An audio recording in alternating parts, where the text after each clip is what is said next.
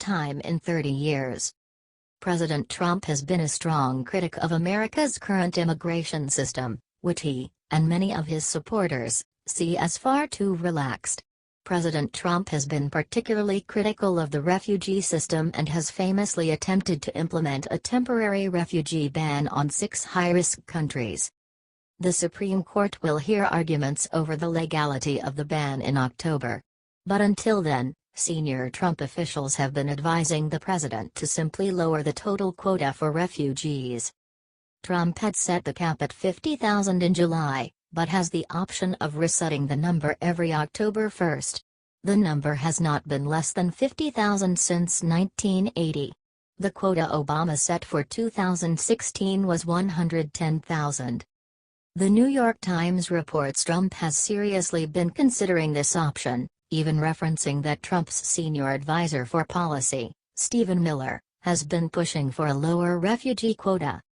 This sounds like a great potential policy to limit the influx of refugees, one that the liberal courts can't find a way to work around. If you agree with this kind of policy, show your support by sharing. HT The Hill.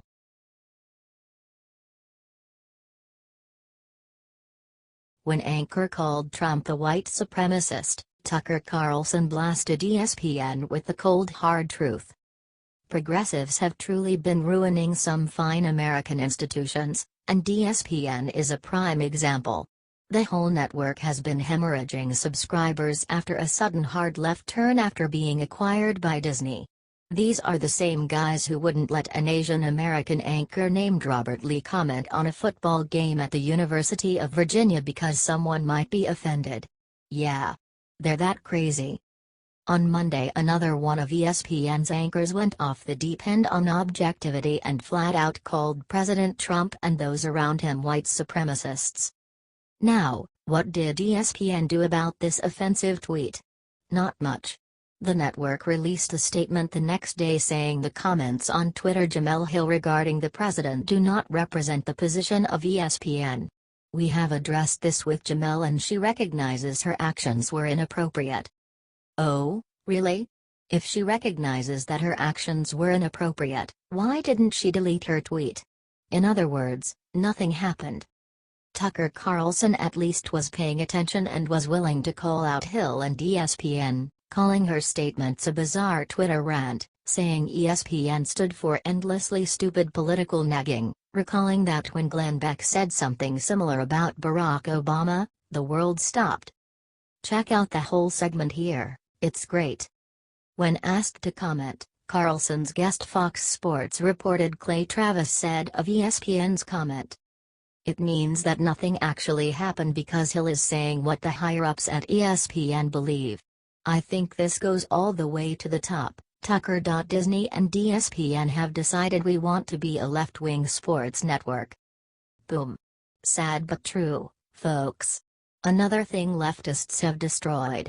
Share this out if you are joining millions of others and turning off ESPN. HT The Hill.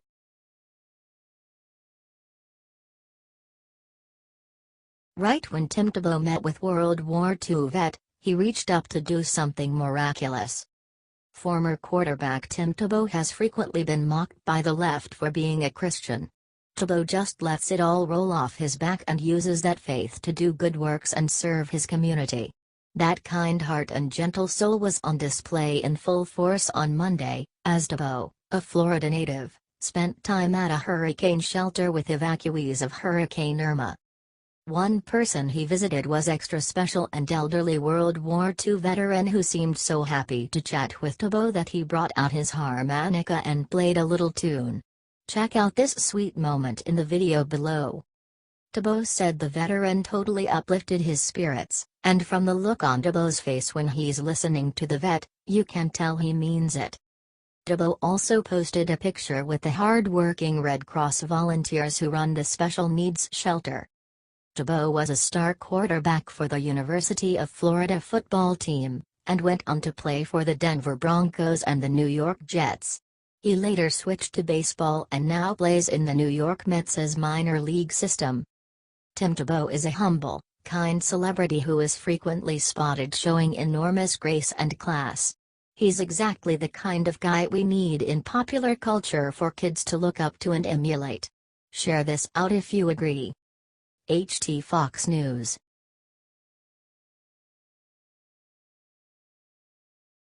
Busted Hillary Clinton lawyer Cheryl Mills just got crushed by karma like never before. A judge in Maryland just slammed Hillary Clinton's shady lawyers with a heaping spoonful of justice on Monday. Circuit Judge Paul F. Harris Jr. ordered the Maryland bar to investigate Cheryl Mills, Heather Samuelson, and David D. Kendall for destroying thousands of Hillary Clinton's emails. Ty Clevenger, a New York attorney hell-bent on attempting to prove Hillary Clinton committed perjury, filed a complaint against the lawyers, saying they should be investigated for wrongdoing. Judge Harris commented that Clevenger's complaint appears to have merit. Former FBI Director James Comey declined to pursue charges against Clinton for using a private email server as Secretary of State, compromising classified information. The FBI offered Cheryl Mills and Heather Samuelson immunity for their testimony. Things are finally starting to catch up to Hillary Clinton. The process is slow. She's a big fish to fry and she isn't going to get busted over just anything, even if the least thing she's done would put an ordinary person away for years and years.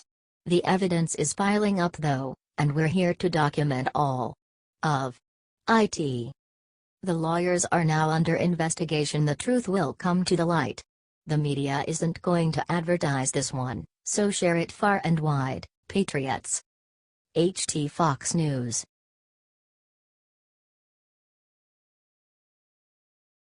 Trump greets journalist with a kiss. What happens next is insane.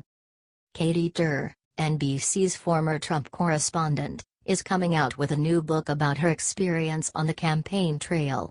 Inside, she makes a desperate attempt to cash in on her brief working relationship with the president. Trump's less than stellar opinion of Tur is well documented. During one campaign rally, Trump called Katie a third-rate reporter from the podium. At another, he gave the journalist one of his famous nicknames, Little Katie. Tur doesn't seem to care much for the president, either. In her new book, she includes a stunning passage that seems to accuse the president of something ridiculous. Before I know what's happening, his hands are on my shoulders and his lips are on my cheek, Tur wrote of a meeting she had with Trump. My eyes widen. My body freezes. My heart stops. The implication is pretty clear. Through coded language, Tur is desperately trying to evoke sexual assault. But all it was a friendly kiss on the cheek. It's a standard hello shared by many presidents, including Obama. Tur knows this and the media knows this, but they don't care. All they care about is feeding the lie that Trump disrespects women. This morning, Trump responded to the sad attempt at defamation. Share so that Tur's story is seen for what it is, a baseless attack on the president. We can't let this anti-Trump reporter control the narrative on this story.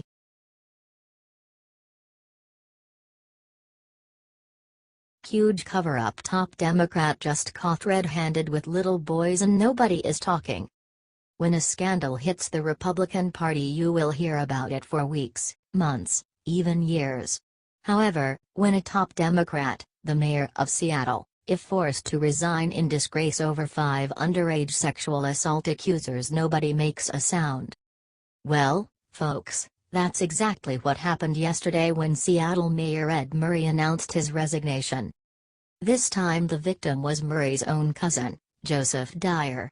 Mr. Dyer revealed that Murray had sexually assaulted him when he was only 13 years old and Murray was in his mid-20s. One of his other victims, Lloyd Anderson, was reportedly happy that Murray finally was forced to resign but sad that it took 5 young boys being sexually abused by a respected Democrat mayor for it to happen. I wonder how many other victims are out there, Anderson said. Murray denies the allegations, but the more that come out over decades and from people close to him, the more they seem to hold weight. Now with his resignation, it's hard not to take the side of the victims. This is the kind of filth allowed to prosper in the Democrat Party. Perverts like Ed Murray and Anthony Weiner have shown how dangerous they can be. It's up to us to expose them by sharing this out to everyone everywhere so they see what's really going on behind the scenes.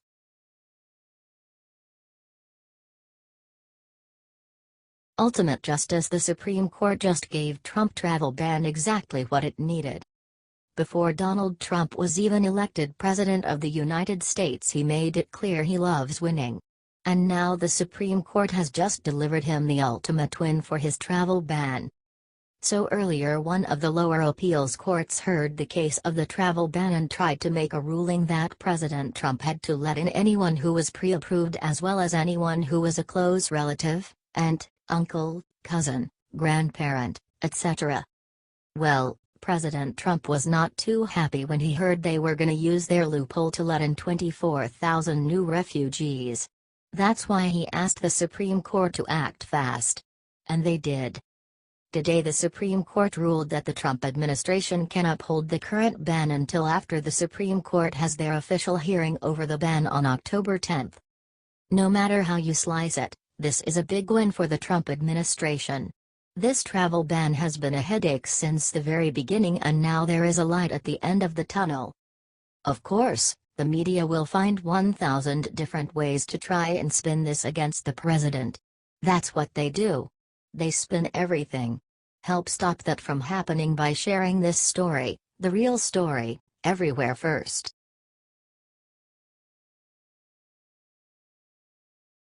Expert mode. President Trump just made 3 Democrats do the impossible.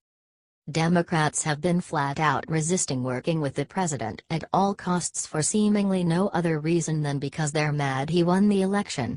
Little do they know, President Trump is an expert negotiator. He wrote The Art of the Deal, after all. And he can even get Democrats on his side if he wants them.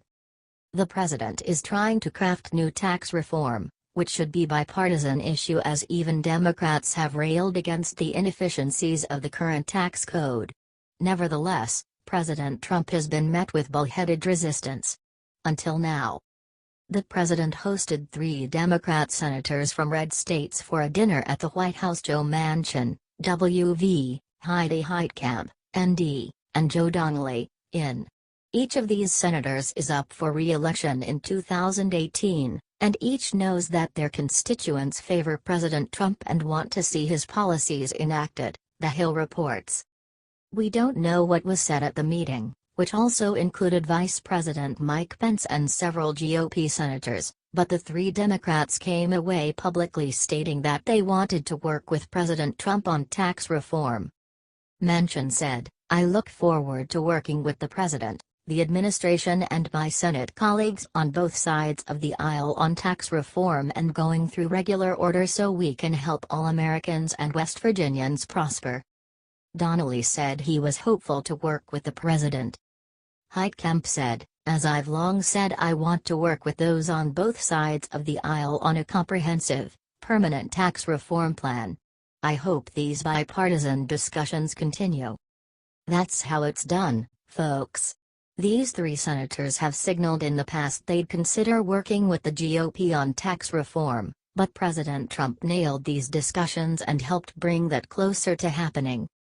The Senate only needs a simple majority to pass tax reform, but after 3 GOP defectors derailed the healthcare repeal, the president is not taking any more chances. He promised us tax reform. The GOP has signaled they will get reform passed by the end of the year, and with President Trump's negotiating tactics, it looks like it's going to happen. The Hill. Share.